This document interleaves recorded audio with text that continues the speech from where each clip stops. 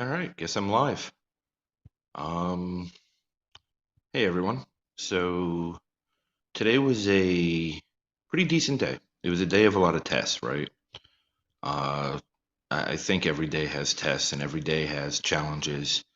Um, the difference is now I'm starting to understand the tools a little bit better of how to handle them, um, which is an enormous accomplishment, right? Because, I used to crumble under certain things. I used to just depend on others and you know, find my worth through value I brought to them. Um, at this point, I'm finding my own value, right? Because I'm in a position now where I have the opportunity to work on myself, find my own value, and in a way, I've pushed most people away so that I was forced to be in this circumstance. Because I'm pretty sure if I didn't push people away, then I would be trying to do it for them and trying to do things for or situations or circumstances that wasn't truly genuine or my true self. Um, Kids are still going to school. I guess today was day 3. Um, that was interesting. Uh, getting my son to do his work during the day is kind of difficult. He waits to the last minute, but I can't blame him because I did the same thing, right? So my mother was right, evidently. I was gonna have a kid just like me. Um, and that's fine, right? Like I deal with it, I handle it, I get it done. They both complete all their work. They dealing with the daily battles and daily struggles and getting them out of the house, going to get run some errands, getting them back in, getting them settled, getting them fed, getting them cleaned, doing all these different things. It's all part of life, right? Like I can't hide from life while I'm doing this.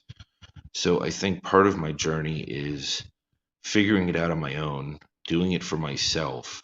Well, not figuring it out on my own. I mean, I have plenty of people that care for me and that care about me and that are there for me when I allow them to be, because I'm not really big on allowing people to be there for me. You're either somebody that I depend on with everything or I can't do things halfway, which isn't really fair either, right? Because I'm putting those people into circumstances where they feel like they have a burden or a responsibility, and it puts unnecessary pressure on them. Um, but what I can tell you is throughout this journey, and as I'm taking this journey, I'm learning to find that strength within myself. I'm very proud of myself for what I'm accomplishing. And it doesn't seem like huge changes. It doesn't feel like enormous changes. But at the end of the day, it really is, right? Like, I mean, if I really think about, what I've done so far in this week in 3 days, uh, it's enormous, right? It's an enormous turnaround from even 3 days ago. It's an enormous turnaround from even a week ago, and it's almost unrecognizable from 2 or 3 weeks ago. Um, I was listening to Jason Leibowitz's podcast, to one of his episodes, his most recent one today, and it talked about how once you start your journey, stopping it really doesn't happen, right? And that's kind of how I feel right now. This is a rest of my life situation, and I'm definitely going to spend the rest of my life working on this journey and spending my life finding my best self daily. So if I keep raising that bar slightly every day, or I keep moving forward, and if I just keep being my best self each day, and I do the best that I can, and I have self compassion, then I'm getting there, right? And sorry, I have an eyelash hanging in my contacts. Um, I really believe that these steps, although I'm not sure if they're noticeable from the outside or not, right? But I know from the inside I feel it. There's many times today that I would have got down and I would have got stuck there. But these tricks that I'm learning and what Sherry Lewick is teaching me is amazing, right? It's these little triggers, these little things that because I'm so over analytical and self aware, I'm able to catch them right away. And I'm looking for them. So I know what I'm looking for. And then flipping the narrative in my head from this is negative, this is bad, I'm getting depressed, I'm getting down, I'm sad, I'm whatever it is, right? I'm aggravated, frustrated. But then immediately flipping the script in my head and saying, but there's a positive to this too, and there's an upside to this, and there's an overwhelming amount of self-worth and self-strength and self-love coming out of this. I'm valuing myself. I'm finding my own value, and I'm constantly looking for it now, right? And I'm starting to expect it from myself. Um, Not in a negative way, but in a way that I'm raising my own personal standard, right? And I'm constantly raising my own personal bar of what I want to do with life. And I think that's a great thing, right? Because my ambitions are enormous in life and I want to do great things and I want to accomplish great things. But the one piece that I've always been missing in my life was me. And for the first time in my life, I feel like I'm finding me and I'm valuing me and I'm putting it into perspective of where I am, where I want to be, where I want to go, and how I'm going to get there one day at a time, one moment at a time, and just continue to push forward. This journey is a lonely journey in a lot of ways, um, and I'm learning to just be during this journey. Uh, I'm just being with the pain of it. I'm just being with the happy moments. I'm learning to just be, and for me, that was always impossible. Like I could never just be. I could never just be stuck with myself. Being stuck with myself was this torturous process that I always surrounded myself with people, things, objects, situations, circumstances, so that I never had to focus on myself. And in a lot of my, I guess, addictive behaviors, addiction, circumstances, situations I've put myself in throughout my life were just to avoid just being. And I love you, Kenny. Always rubbing the beard, bud. It's my nervous energy, right? Um, at the end of the day, I'm just very proud of the work that I'm doing, and I'm very proud of the steps I'm taking, right? Like, I mean, less than a month ago, I was drinking 2 pots of coffee a day just to get through the day. Now I'm sleeping better, sleeping fuller, getting my 5.5 to 6.5 hours every single night, right? My body just wants rest, so I sleep. Um, but I'm also drinking a lot more water. I'm having 2 to 3 sips of soda a week at most. And I'm just finding ways to shift everything I'm doing. And it's not that I'm eating 100% healthy because I'm not, right? Like my circumstance is very difficult to eat extremely healthy all the time.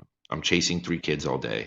I'm trying to keep them fed. I'm trying to keep that into perspective. I'm trying to have self-compassion for those things while accomplishing everything else that I'm doing, working on myself, working on my companies, building my businesses, building relationships, everything that I'm doing. And it's a lot, right? I mean, it's really a lot. Um, but, you know, today's the first day of taking, a lot less type 2 diabetes meds, right? Because my doctor loved the blood results and said, you need to come off most of your meds, which is probably, an amazing, amazing accomplishment considering where I was 6 months ago.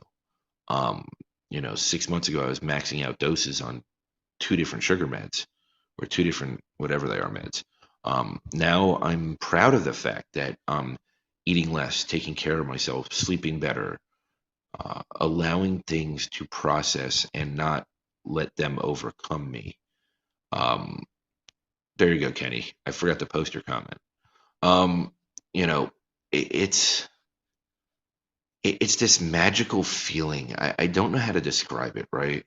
Like it's like a light bulb went off in my head a couple weeks ago, and ever since then, I want to love myself, and I'm doing the work because I want to. I'm doing the work for me. I'm not doing the work so that I'm good enough for somebody else. I'm not doing the work so that I'm trying to earn anyone else's respect. I'm not doing the work because any outside influence, which was always my MO, right? It's why I've always let it go and I've always never succeeded or never fulfilled it because I didn't have the right motivation behind it. Now, I still have people that inspire me and I'm working on being self-inspired, which is an amazing, amazing thing as well, right? Because if I can inspire myself, then I'm at a point where I'm complete and I'm whole, right? And that's the goal, right? Is to be self-inspired. Not that others can't inspire me, not that others can't motivate me, but the goal is to be self-inspired, self-motivated for the right reasons, right? Like, you know, my go-to when I get stressed or when I get overwhelmed has always been either find somebody to immerse myself in and help them and get them launched and get them going, um, or to immerse myself in business and go almost recluse, right? And at the end of the day, neither of those extremes were healthy for me. And now it's a little different, right? Because now I have my kids and it's me and my kids. And by me taking this journey, I'm showing them that it's possible. I'm showing them that it's worth it. And at some point, they're going to want to take this journey. They're going to want to emulate what I'm doing, right? And because me and my son at this point now have gone through similar experiences, he'll have somebody to show him how to flip the script on it, how to bounce back, how to overcome, right? In a healthy way, not the ways that I chose to do it. And don't get me wrong. I mean, my parents did the best they could, and my family did the best they could. The problem was me. I didn't allow them to love me. I always wanted that negative attention because that's where I felt comfortable. And I always seek that in every situation I ever went into. Um, and it's not healthy. It's not healthy for the person on people on the other side. It's not healthy for me. Um, I always, lived by that motto, like the whole PR thing, right? That any any attention is good attention. The reality is it's not, right?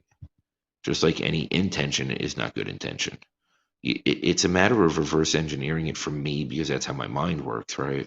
So if I'm constantly seeking reinforcement from others, then I'm obviously lacking it within. And if that's a big gaping hole within me, then that's a hole I need to fill for me, with me, and nobody else can fill it. No matter how hard I try, no matter how bad I want someone to, no matter how much I want that person to do that or that situation or that circumstance, right? It's that concept. I'm going to wait to have kids until I have enough money, until I have this house, until I make this much at my job, until this, until that. I'm going to wait to get into a relationship until I'm perfect or until I'm, 100% of where I want to go. If you start putting stipulations on your life like that, you're never going to get there, right? Because this is a constantly evolving process. I think that yes, there's a level where you need to be at a healthy point. You need to be at a fulfilled point. You need to be, whole by yourself, right? And that's where that interdependency comes in a relationship. And that's my goal is one day to find that interdependent relationship to where both sides are whole while also both sides are lifting each other up and bringing the best out in each other. And it's hard to do when I was never healthy, right? Like I was never at a point where I felt healthy. I wanted to be healthy. I even knew how to be healthy at some point.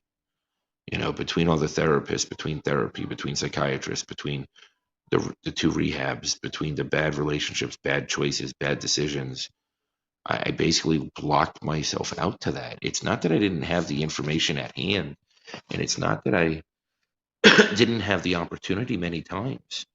It was just that I wasn't ready. It comes down to I can't get this camera right to where I'm centered, but whatever. It's just messing with my OCD, but you know what? That's okay. I guess my OCD needs to be messed with tonight. So I'm not going to fight that one because it's a losing battle. Um, I want to be my best self. And I got to say, today, It wasn't perfect. It wasn't great. I got aggravated. I got frustrated. I got a little sad at times. I got a little down at times. At some points, I had the pain overcome me. But at the end of the day, I bounced back and I kept bouncing back and I kept going to the tools that I've been learning and I kept going back to my truth, right? Which is I am worthy. I am a great person. I am trying to do amazing things and I deserve to be my best self.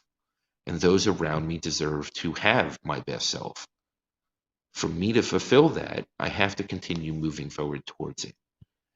And as I'm making these steps and as I'm learning this process, it's this amazing light bulb that just keeps going off, and I keep getting these aha moments and these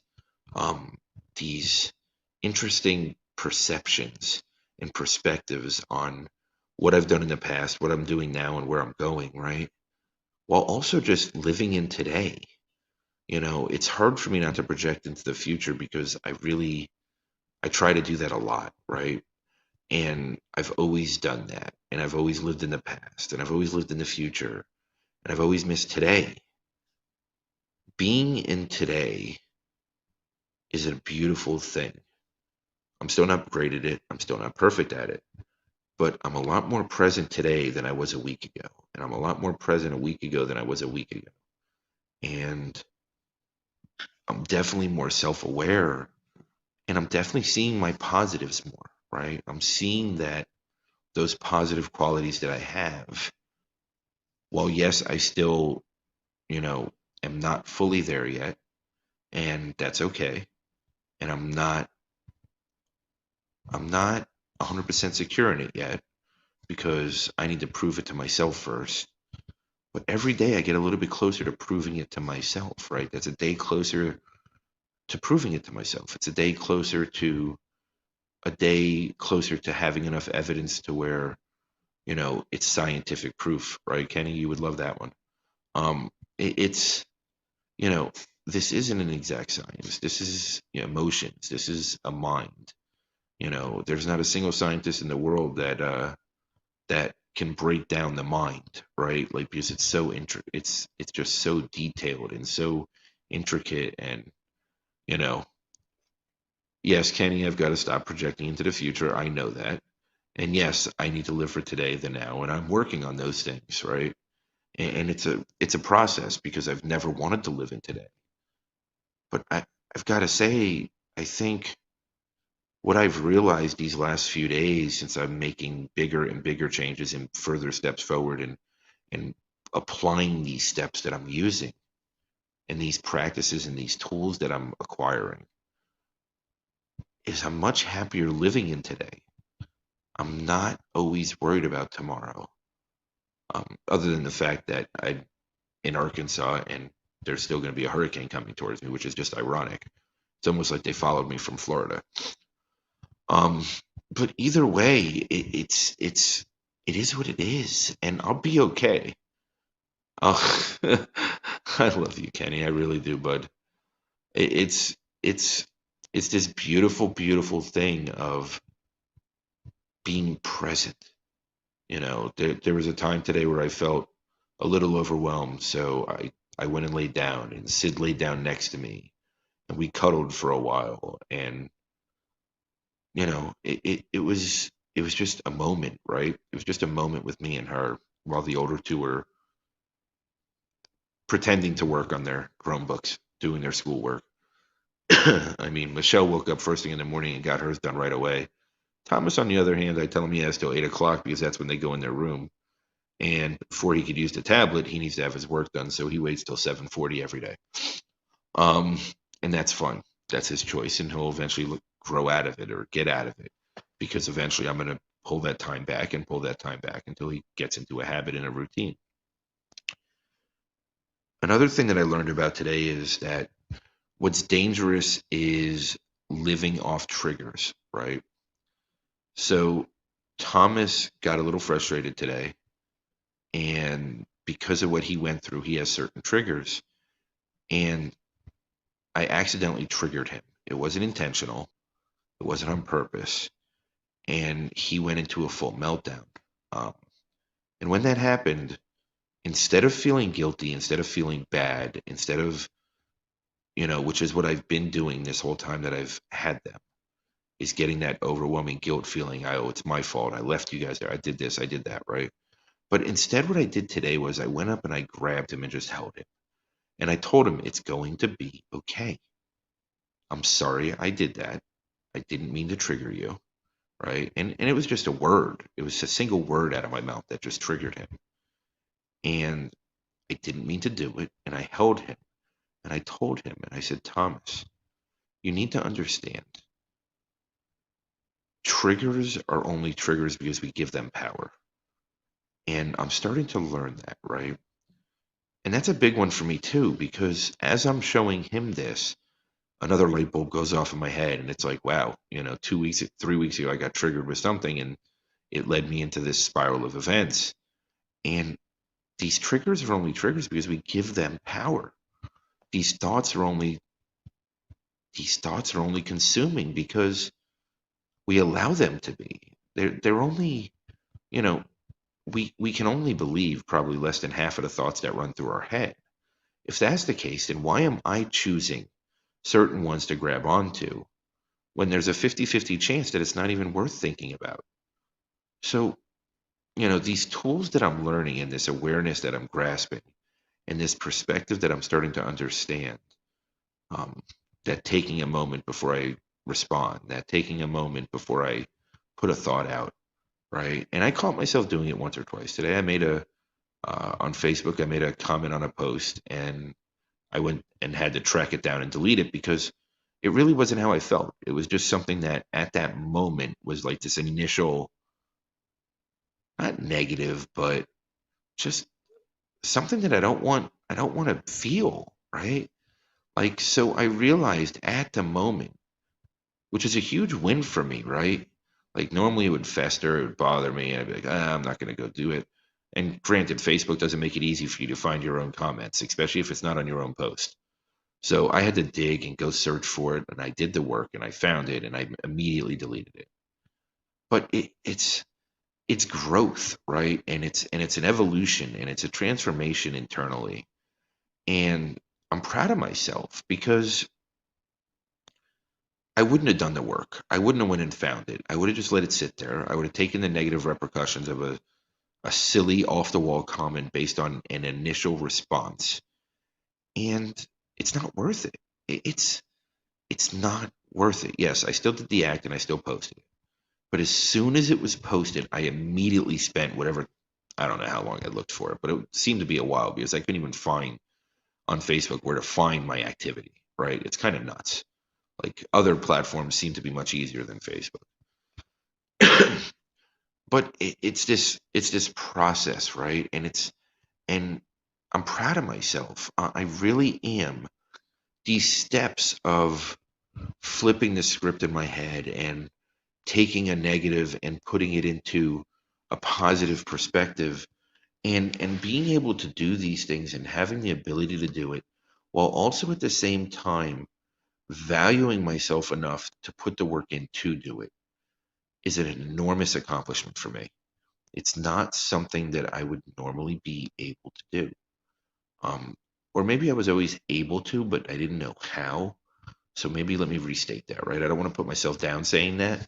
Maybe I just didn't know how, right? I was programmed over 41 years. So, figuring it out on my own obviously wasn't the solution. I had to find the person that I was relatable to that I could emulate. And that's a big thing, having that person that you can emulate that has similar background, circumstances, situations that you can grab onto and be able to grab a hold of and really follow a path, right? Because the path has been laid out before you. And when you look around and you look at the NFL, you look at the NBA, you look at um, professional sports in general, right? Like there's these kids, even soccer, right? Let's take soccer because now you're talking about internationally. There is kids that come from third world countries that have absolutely nothing. And they still have that hope and they still have that dream because somebody else already followed that path.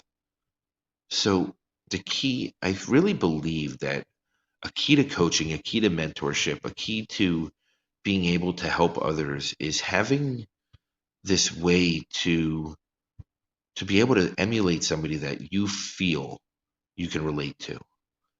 And I think by doing so, it opens a door to see a path. Now, I mean, granted, there's a first time for everything. Sometimes there's firsts, and sometimes there's situations where um, nobody else has taken a path, and those people are unbelievably courageous, strong. Jackie Robinson going into the Major League Baseball is the first that comes to mind, right? And just because of I grew up loving baseball and it was my favorite sport, and I researched it, did years of everything, and I knew every stat, every player, every everything. Not anymore. Those that kind of left my mind at some point. Um, but when you have that person, that coach, that relatable individual in your life that you're able to grab onto and hold, and you're able to emulate and follow, it opens these doors that these amazing. I love soccer. Actually, it was my favorite sport when I was a kid, to be honest with you. It was actually my best sport too, ironically. It was more natural to me than any of the others. Um, by opening that door and seeing that path, it gives you hope. And what's funny is Friday, Saturday, as long as I have power, which is not a given as of today, I'm supposed to be doing uh, I'm supposed to be speaking about hope is free. And like these conversations that I'm starting to have and these things that I'm looking to speak about are so relatable to where I'm at, where I've been. And I think it's just a flip of perspective, right? I used to look at the circumstances I've went through and I used to look at certain things and say, wow, that was really horrible. What a horrible experience. And I dwell on the negative side. Now I'm looking at it and saying, it really wasn't that bad because it gave me experience. And that experience gave me the ability to be able to help others, one, help my children, two, and gave me the resilience to be able to overcome anything. So I feel like it's not easy to do at the moment. I mean, I'm still working on that, right? But I feel like if you're able to look at something and when it's always dwelling on you and you always feel negative about it, and you're able to flip it in your mind and create a positive spin, then the rest of it doesn't matter. Because in reality, we believe what we tell ourselves to believe, right? So if we're telling ourselves to believe the positive side, then we're going to believe the positive. If we're telling ourselves to believe the negative, then we're going to dwell and get caught up in it. And I think, today, my lesson for today was really give myself a chance to actually be in today, be present, and when those negative or opposition thoughts or whatever it is come into mind, flip them because the minute that they're flipped, it's already over. The negativity's gone, and I'm not giving it power over me, and that's an enormous accomplishment, right? So I guess that's about it for tonight. Kenny, I appreciate you as always, bud. Um, I will be doing this every single night, 7 days a week, as long as I have power. So anybody wants to join, watch, listen, show up, ask questions, whatever. I don't care if you bother me, harass me. It don't matter. I can handle it. So whatever it is, I'll be here. And thank you so much for watching, whoever is other than Kenny. And we will go from there. All right, Kenny, thank you so much, man. Have a great night, everybody.